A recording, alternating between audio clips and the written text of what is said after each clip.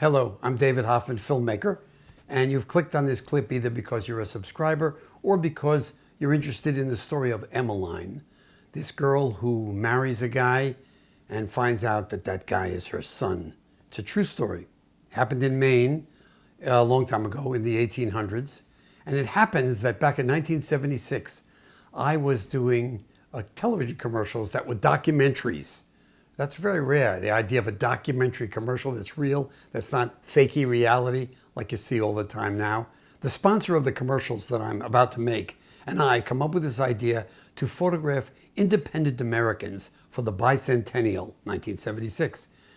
And independent Americans, independent thinkers, how do we find them? So we call reporters from around the country in little towns, and reporters are a good storyteller, right? And we say, hey, who's the best storyteller you know? And we get this huge list, 600 or 700 names, and we call each of them on the phone and we ask kind of interesting questions. Do you like your life? Do you like your work? How do you feel about what you do? Vague questions. And then we listen. Is the answer, well, I don't know? Or is the answer, I do know? And here's my feelings. And when they do that, they move up the scale until we got to 100 people. And then we recorded 100 people on phone and just listened. What is the quality of their story, their voice, their honesty, their integrity, everything. Independent Americans. And then we went down to 12, and the 12 had each a 3-minute commercial made about them. Netti Mitchell, from a little town in Maine, 88-year-old reporter, was one of those people. So I go to film, takes a week to film the commercial, her in all kinds of situations. You can see it. I'll give you a link in the description. Anyway, we're filming the commercial, and each day Nettie is going like this to me. David, I have a story I want to tell. I have a story I want to tell. And I'm saying, but Nettie, I got to focus on what I'm doing. I'll get to that story. So at the very end, I've completely forgotten. She taps me on the head. David, the story. I set up the camera, and out comes Netti Mitchell telling the story of Emmeline. It's an amazing 14-minute recording. Incredible. And you can see that on my YouTube channel as well. I'll give you the link. That story just mesmerizes me. She tells it so beautifully, so 1800s, so Puritan New England. You can feel in her language the properness of her age. I love it. So we take the story to Judith Rosner, and she's a great novelist of her time, and she wrote the book Looking for Mr. Goodbar, if you know that book. And she buys the story from us for a movie or a novel, and she pays Nettie. So Nettie now gets some real money because Judith Rosner gives her money, and I keep that story through many moves, carrying that videotape.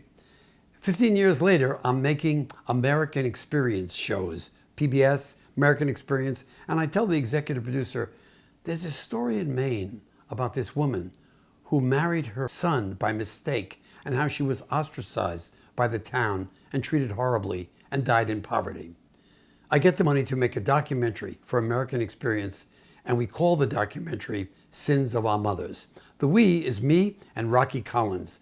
He works with me. He's at that point a director and a writer from New England, very important, because he and I craft the moody piece that is Puritanism of that time mixed with the sin that she committed and how the town treated her. The story that Rocky and I worked out and that he directed is a kind of a detective search. Is this story true? That's going to be the story arc, finding out the truth of the story. Unfortunately, Nettie actually met Emmeline, and another old woman in a nursing home also met Emmeline, and she's also in the film. So we have secondhand stories and the original people who met Emmeline, especially Nettie. So the film airs on PBS, gets very good reviews, and in New England, people are a bit disturbed by the feelings, but around the country where they don't really know New England, it's a very interesting movie. And it fades into my archive until now, where it's apparently pretty popular on YouTube, and I'm really happy about that. Oddly enough, about 15 years after the movie was made, the documentary, some guy writes an opera. I think it's called Emmeline, which is amazing. So the story lives on. I wanted to share this with you in part because if you read the comments, they're so varied. between people who see this as the Christianity of that time, the people who see this as anti-Christian, the people who see this as the devil, the people who say this happened in my town, a few people who say this happened to me. Very touching to me. I think that some of the comments are pretty damn nasty, and some people apparently feel this is part of Maine culture. I lived in Maine for a while, and I didn't experience that, but I didn't live in a little town like Netti Mitchell did. And I certainly didn't live when Netti Mitchell did. Before this video is over, I wanted to thank my subscribers for all the advice I'm getting on the community and for liking my videos, and surprisingly more each week who go to my Patreon and give me some money so that I can spend more time doing this. I want to keep doing this for the next, shall we say, 100 years. That would give me the chance to put everything up on YouTube that I have in my collection. Thank you all. Till next time.